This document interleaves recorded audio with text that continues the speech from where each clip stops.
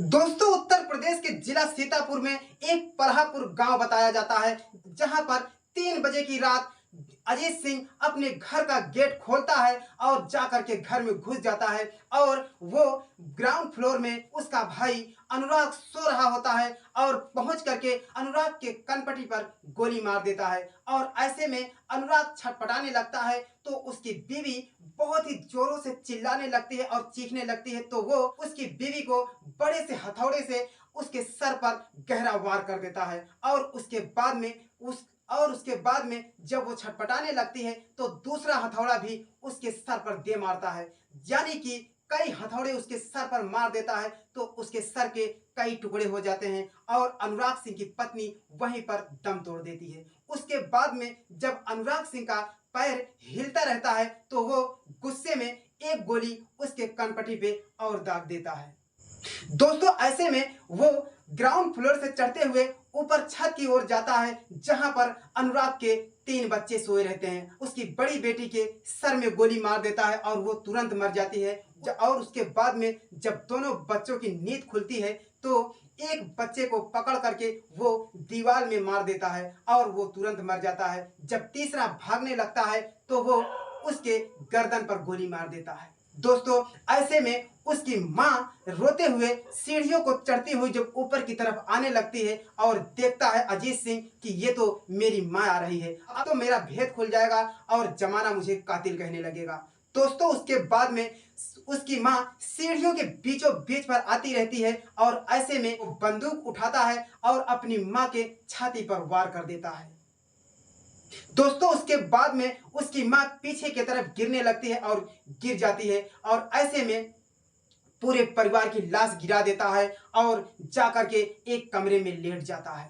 दोस्तों, जब सुबह हुई तो वहां पर भीड़ इकट्ठा हो जाती है। पूरा ग्रामीण जब इकट्ठा हो जाता है तो सब लोग देख करके दंग हो जाते हैं। और ऐसे में जब ये अजीत सिंह उठता है उसके बाद में रोने का नाटक करने लगता है और रो रो करके चिल्लाने लगता है और चीखने लगता है और कहता है कि भगवान, ये क्या हो गया, मेरे भाई को किसने मार दिया और मेरी माँ को किसने मार दिया और मेरी भतीजी और मेरे भतीजों को किसने मार दिया। ऐसे में दोस्तों वो सर पीट पीट कर रो रहा होता है और तभी वहां पर जब पुलिस आती है तो छानबीन करने लगती है और पुलिस के कदमों में जाकर अजीत सिंह गिर जाता है और कहता है कि साहब, मेरे पूरे परिवार को किसी ने आकर के तबाह कर दिया, किसी ने एक पल में आकर के इस घर में खून की होली खेलकर चला गया है। दोस्तों, उसके बाद में वो रो रहा होता है और पुलिस कहती है कि जब पूरा परिवार मर गया तो ये अजीत सिंह कैसे बच गया। उसके बाद में जब वहां पर लोगों से पूछा जाता है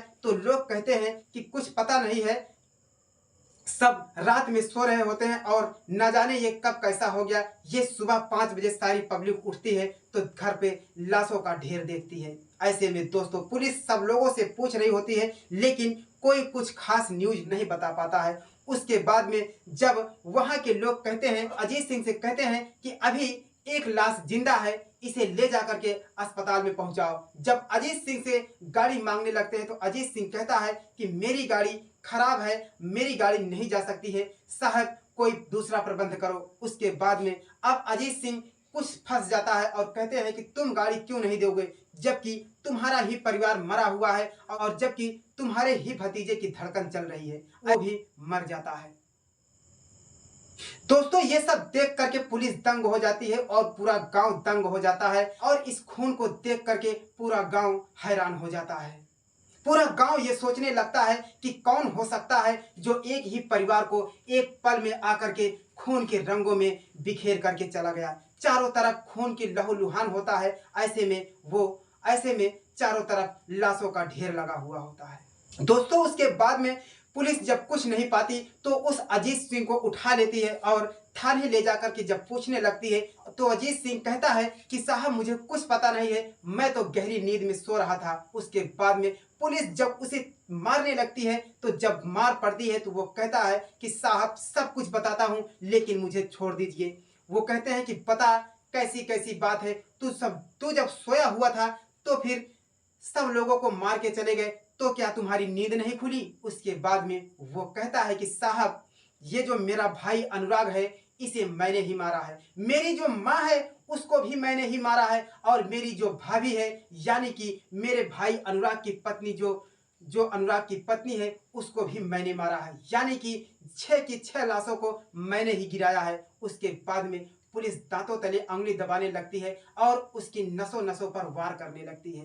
दोस्तों उसके बाद में वो पिलास लेकर के उसके उंगलियों को दाबने लगते हैं। तो वो कहता है कि साहब सारी बातों को बताऊंगा, मेरी बात को सुनिए। उसके बाद में वो कहता है कि मैं बहुत ही बड़े कर्ज से ग्रस्त था और मेरी जमीन भी बहुत ज्यादा नहीं थी। ऐसे में मेरी पत्नी भी परेशान थी, मैं भी परेशान था, और मेरा भाई अनुराग एक बहुत ही बड़ा नौकरी कर रहा था और उस नौकरी से कई बीघे जमीन बना लेता है। उसके बाद में मेरी भाभी भी नौकरी कर रही थी। इन सबको देख करके मैं अपने भाई से कहता था कि भाई मुझे भी कुछ हिस्से दे दो, जिससे मेरी प्रॉब्लम, मेरी समस्या दूर हो जाए। उसके बाद में अजीत सिंह कहता है कि साहब जब मेरा भाई मेरी बात नहीं माना और मेरी माँ भी उसी की तारीफ करती थी, तो मैं गुस्से में आकर के अपने भाई अनुराग के कनपटी पर गोली मार दी है। और जब उसकी बीवी जागती है तो मैंने उसकी बीवी को एक हथौड़े से जड़ देता हूं। उसके बाद में कई हथौड़े उसके सर पर चला देता हूं, जिससे वो वहीं मर जाती है। बचे हुए 3 बच्चे को मैं ग्राउंड फ्लोर से चढ़ करके छत के ऊपर जाता हूं और तीनों को मार करके छत के नीचे फेंक देता हूं। उसके बाद में माँ आती है तो माँ के छाती में गोली मार देता हूं। दोस्तों उसके बाद में पुलिस कहती है कि साले तुझे जरा भी डर नहीं लगा कि मैं अपने ही भाई को मार रहा हूँ, अपनी भाभी को मार रहा हूँ। उसके बाद में 3 मासूम बच्चे हैं, उसको भी नहीं बख्शा। उसके बाद में वो कहते हैं कि साले तुझे तो फांसी होनी चाहिए। दोस्तों ये वारदात 11 मई 2024 की रात की है, जब ये अजीत सिंह पूरे परिवार को मौत की नींद सुला देता है और वो सोच रहा होता है कि मैं बच जाऊंगा तो पूरी प्रॉपर्टी, पूरी धन दौलत हमारे नाम हो जाएगी। धिक्कार है दोस्तों ऐसे भाई को जिसने अपने भाई को, अपने परिवार को, अपनी माँ को, अपने भतीजी और अपने भतीजों को मार गिराया थोड़ी सी धन दौलत के लिए। दोस्तों उसके बाद में पुलिस अजीत सिंह को हिरासत में ले लेती है और जेल में बंद कर देती है। दोस्तों धिक्कार है ऐसे भाई को जिन्होंने अपने भाई को ही मार दिया। दोस्तों ये एकदम रियल घटना है। 11 मई 2024 की रात 3 बजे जाकर के अजीत अपने पूरे परिवार को खत्म कर देता है और उसकी जमीन जायदाद लेने के लिए, उसकी दौलत हथियाने के लिए वो ये सब करता है। तो दोस्तों सतर्क रहिए, ऐसा कभी भी कहीं भी हो सकता है। दोस्तों इस कलयुग में अपने ही खून से डर लगने लगा है, कब कहाँ क्या हो जाए कुछ भरोसा नहीं है। दोस्तों यहाँ एक भाई को थप्पड़ नहीं मारा जाता है, लेकिन एक भाई के सर में गोली मार देता है और यहाँ तक कि अपने मासूम बच्चियों को भी गोली मार देता है। तो दोस्तों सावधान रहिए, होशियार रहिए, सतर्क रहिए। मिलते हैं फिर किसी नेक्स्ट वीडियो में, तब तक के लिए सागर को दीजिए इजाजत। जय हिंद, वंदे।